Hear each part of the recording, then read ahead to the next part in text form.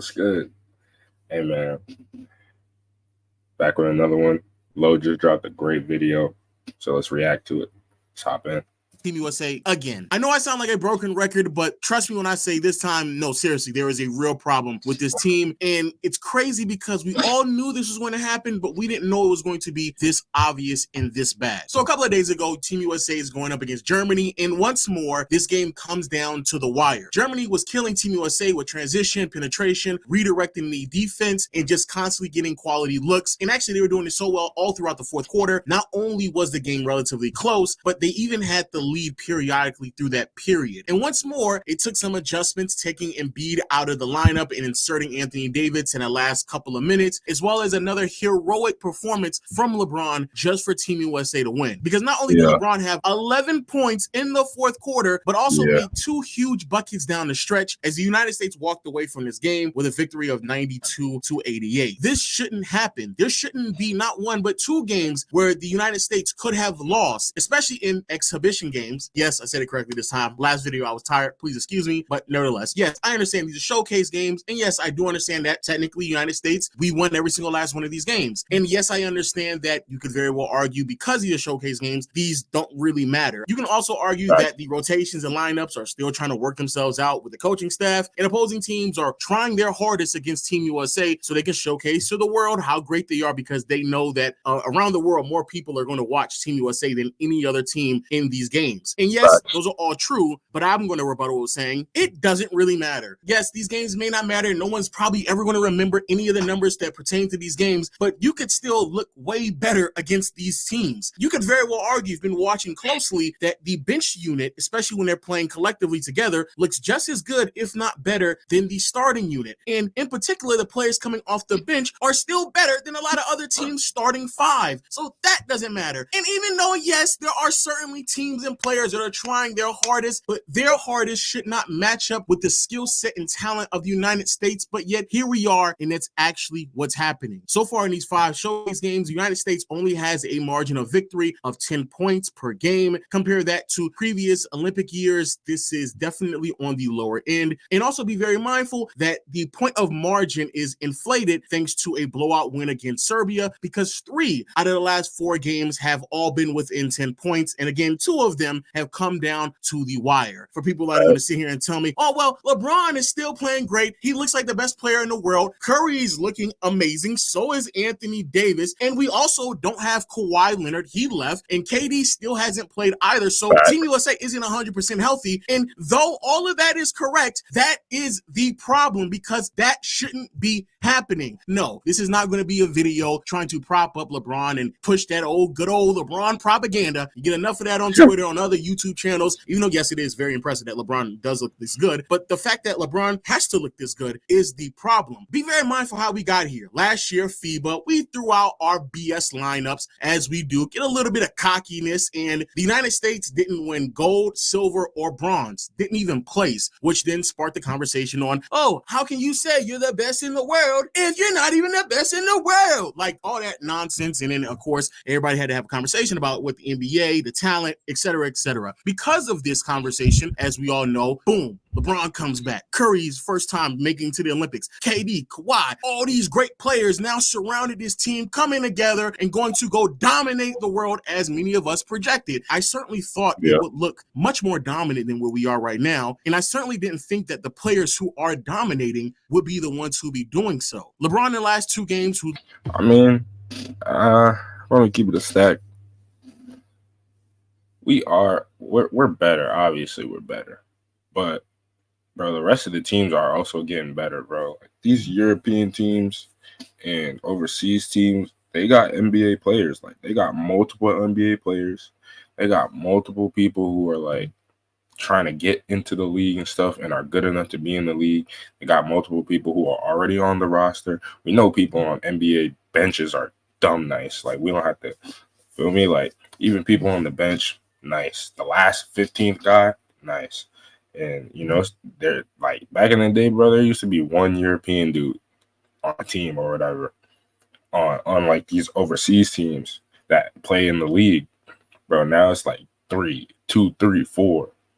You know what I'm saying? Like, they're getting better, bro. The talent pool is expanding. And yeah, we're always gonna be like, not always gonna be the best, but we're always gonna expect like America to be the best at basketball because we've been dominating it for mad long. But we gotta wake up, bro. Because not like we just gotta acknowledge that, like, bro, these other teams are good, bro. Like, it's basketball, bro. You're not gonna just walk out there and kill every single team, like, unless they're just dog shit. Like, if they're just bad at basketball, yeah, they're gonna get cooked. But like, if they're playing like a team, they're knocking their shots down, they're doing the things that they need to do to actually try and win the game, bro. It's gonna be a good game. It's gonna be close. The skill levels or whatever, or individually, the skill levels could be different and stuff like that. But it's a team sport, bro. Like, pound for pound, we may have the best players, but it's a team sport, bro. They're playing 5-on-5 on offense and defense, same way we are. Or the USA don't really play like that though. We play like an NBA team type shit, but we're like moving the ball a little bit more because we gotta share it more because there's you know who's on the team and shit like that. But I feel like when Braun be doing that, like, it's not that he has to, he just is the best player on the team. So if you're the best player on the team, I'm not passing the rock to AD Curry and down the stretch, and I'm 6'9", 250, all muscle, and nobody on the court can guard me. I wouldn't pass the rock either. What? Like, it's not that he has to do it. He's just a mismatch on every single player. Every night he's a mismatch. There's no overseas player that's big enough, strong enough, fast enough, has the dexterity and coordination and the IQ and even the balls, like the defensive chops to stay in front of LeBron all game, especially down the stretch in the fourth quarter. There's nobody overseas who can do that. That's just what it is. Not even in the league either.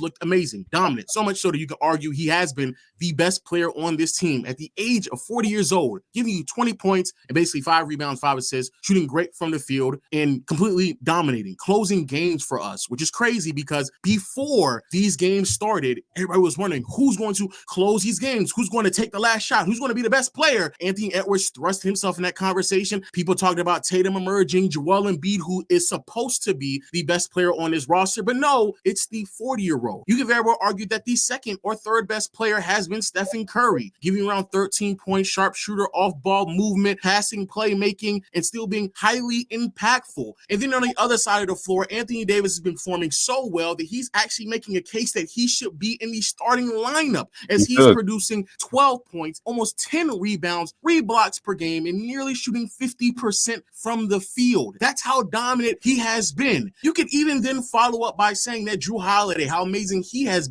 also been a breath of fresh air, especially because many people didn't even know if it would be justifiable for him to be on this team because of the amount of talent that would be lacking. But yet here we are, and you could easily argue that Jrue has been one of the top 7 players on this roster, which speaks volumes. And for people out there who are concerned that KD and Kawhi, if they were healthy, they would be in these conversations as well, you have to stop and ask yourself, how is that even possible? That is a problem because all the players that I just listed off are all over the age of 30. LeBron, 40. Team USA having to rely this much on these older players is certainly concerning because the one thing that many of us feared in last year's FIBA run may actually be true. Not only is the rest of the world catching up to us, but possibly the USA isn't producing the same tier of talent that it once did. Because in 4 more... I kind of disagree.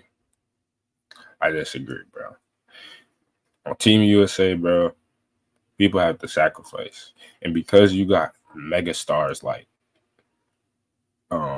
Steph, Bron, AD, and then you got people who like actually are like so impactful they have to be on the court, like Jrue Holiday and some other defensive pieces that we got, Embiid and shit like that. Like, they're going to be on the court, bro. They're going to be on the court a lot, and they're going to be doing a lot of things because they can do a lot of things, and they're very impactful in the shit that they be doing. It's not Ant Edwards' team type shit. Like, if we're going to keep it a stack, it's Bron's team. Like, there's no getting around that. It's Bron's team. So Bron gonna be on that. He's gonna be on his point forward ish. Like he's bringing the ball up, he's orchestrating shit. That's why he's able to get 20 points. Like feel me? Like he has the rock, but also they're trying to find him, bro. Like, bro, if LeBron James is on your team, bro, and you're not finding him, bro. You're doing the team a disservice. If you're not finding Curry, you're doing the team a disservice. If Anthony Davis is playing this good and he's not getting the ball, you're doing the team a disservice. Tatum can't be Tatum because LeBron and Curry and AD are on the team with Joel Embiid. Anthony Edwards cannot be Anthony Edwards on the Minnesota Timberwolves because it's not his offense. It's not his team, bro. Like LeBron and Steph and AD are on the team. And when KD gets back, he's on the team as well. Like those three that are playing, they're on the team, bro.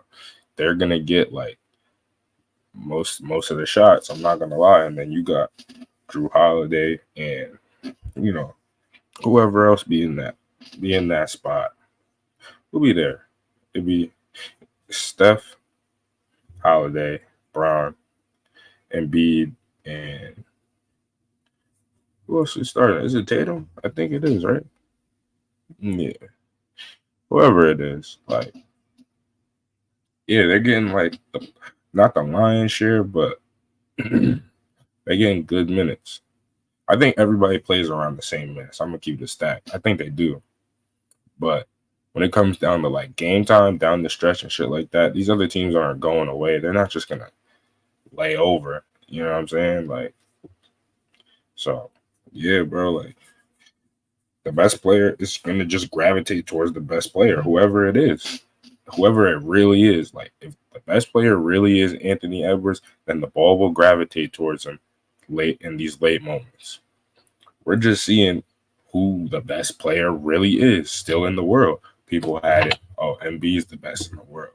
Oh, this player is the best in the world. This, Tatum's the No, y'all remove LeBron from that conversation because we got knocked out in the playoffs. Shit, we got swept or whatever, or damn near swept. But yeah, like he's still the best player in the world, bro. Like the world and overseas. He's the best player in the NBA and he's the best player overseas. He's the best player in the world and he's almost 40. Like point blank period. More years when LeBron, Curry, KD, Kawhi, Drew Holiday, possibly Anthony Davis as well, when they're not available and able to play because they're probably going to be retired or so old that they're definitely not going to commit to the Olympics, the next players up are the ones who are going to have to lead this team 4 years down the line. And over the past 3 games, it has not looked that great at all for some of these younger players. They got to get their feet wet, bro. Like, headed to college? We're ready to help. Apply for the money you need for the school year. The application is a breeze. Those players, they're not going to look like those players. Like, these stats look crazy. And over the past 3 games, is only averaging 2 points, 1 rebound, 2 assists, shooting 33% from the field and 40% from behind the arc. But more importantly, Steve Kerr has dimmed down his minutes so much so that he practically didn't even play against Germany. Then you have Devin Booker, who he's only averaging around 3 to 4 points, 1 assist, 1 rebounds over the last 3 games, and shooting splits of 28% from the field and 33% from behind the arc. What about Jason Tatum, the best player on the team that just won a championship and effectively using the argument that many people were relying on last year about how the NBA champions can say that they are the best team in the world? You could very well argue that Tatum is supposed to be the best player on the best team in the world, and yet in these last 3 games, Tatum is only averaging around 6 points, 4 rebounds, not even an assist, and shooting splits of 37% from the field and 0% from behind the arc. Yes, Tatum hasn't made a 3-pointer in the last 3 games. Matter of fact, Tatum hasn't made a 3-pointer in any of these showcase games at all. That's a problem. You add on top of the fact that the player who effectively has replaced Halliburton in the rotation is Derek White, who's 30 years old, and 4 years later, he's not going to be good enough to play another round of Olympic basketball, possibly. defensively. And then you had Joel Embiid, who, to be fair, has played better in the last 2 games. And you could very well argue, when healthy, is not just the best player in the NBA, not just the best player on this roster, but the best player in the world. And yet, in the waning moments of 2 close games, he was on the bench due to his defensive liabilities and Anthony Davis just being a more viable option. That is concerning, and it honestly confirms a lot of fears that many people had going into this Olympic run. The reason why we lost in FIBA isn't just because we didn't take it serious, but more importantly, we are not producing the same level of talent that we used to do back in yesteryear while the rest of the world is catching up to us. So even though, yes, you can still have LeBron playing at the levels in which he's playing at the age of near 40, Curry and Davis, and still waiting on KD to be available, can still dominate in ways that could really put us over the top, but only by a 10-point margin is pretty crazy. Relying on these older players to still be this impactful is concerning, and it's something that needs to be addressed. Now, to be fair, have to get a lot of credit to Anthony Edwards, because out of all of the young players, he actually is the one who's hooping. He's going out there, he's looked amazing. So far, he's averaging 13 points, 2 rebounds, and assists, and shooting splits of 48, 37, and 77. He is second in points. He's been amazing with his shot creation and attacking the basket. Still struggles with his passing and playmaking, but at 23 years old, he still has a lot of room to grow, and that's something you would expect. And yes, 4 years down the line, there's going to be a handful of new up-and-coming young players for USA that will insert themselves into the lineup, and that will definitely make a difference. I'm pretty sure Chet Holmgren and Paolo will look significantly better 4 years down the line, and boy, Cooper Flag, what he was able to do in those scrimmage games against this team, he certainly looks like he can be special. But I think it's really concerning that the younger players right now have not been able to really take over and present themselves as dominant force and really take the keys away from some of the older players. I genuinely thought that like LeBron, Curry, KD, Kawhi would play that Magic Johnson, Larry Bird role back in the Dream Team, or the Kobe role back in 2012, where you're there, you're felt, your presence is clearly amongst other players, but you're more so in the back seat, passing along guidance and wisdom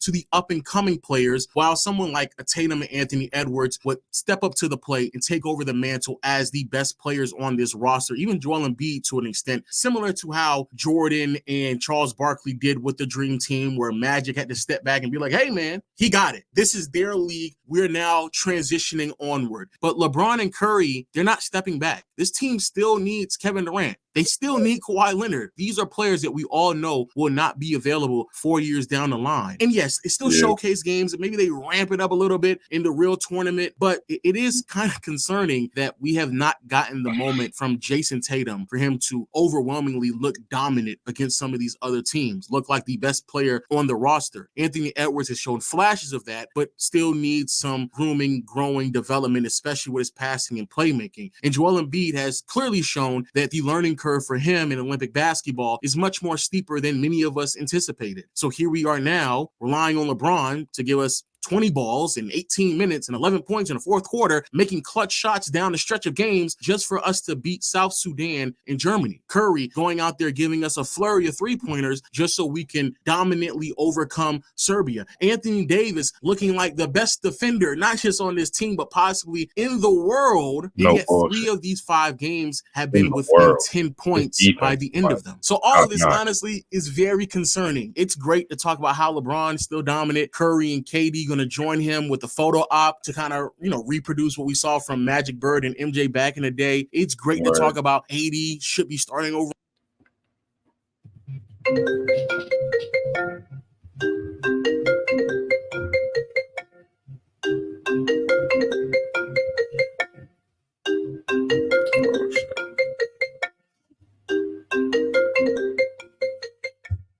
Embiid. It's great to talk about what if Kawhi was here. It's great to talk about all these other things. The biggest concern that many of us had in the United States is still clear. The rest of the world is catching up to us, while a lot of the young players are not performing at anywhere near close to the levels of a Jordan or a Barkley did back in 92, or a Shaquille O'Neal did back in 96. And I'm not going to lose that bit of information just because we're winning games when we all knew that was the original concern to begin with. And it's actually panning out. Let me know your thoughts in the comments.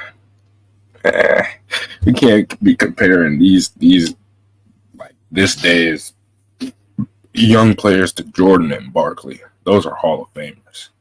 These guys are not even close to that, like Jordan Barkley level. So I wouldn't go as far to compare them. But I know what he means though. Like, why aren't they performing like that? Same situations. Jordan and Barkley, those are the younger players on Team USA and shit like that. So, but I don't know. It's like, because I feel like it's just because they're just not better than the older players. I feel like back then, Jordan and Barkley, they probably were. They probably were better than the older guys. But today's older guys, LeBron, Curry, like our vets, I don't think these younger guys are better than our vets. And some of the younger guys, we don't have all of them. Like, we got some, but I don't think there's all of them. Like he said, Chet Holmgren, Paolo, JB, both JBs, Jaylen Brown and Brunson. Yeah, we're missing Jaylen Brown. We're missing Brunson. You got a lot of people that we're missing, bro. Like, so yeah, it's not the whole new batch. I guess it's just some of the notable names that we got, some of the notable young dudes that we got and stuff like that. But overall, they do gotta play better. Halliburton averaging 2 points is crazy and playing bad. I knew I didn't see him in that Germany game. Check that video out. And Tatum averaging like 3 points and shit like that, and Booker averaging 3 points is crazy. But like, comment, subscribe. We'll drop some more videos. I'm out, y'all. Have a good day.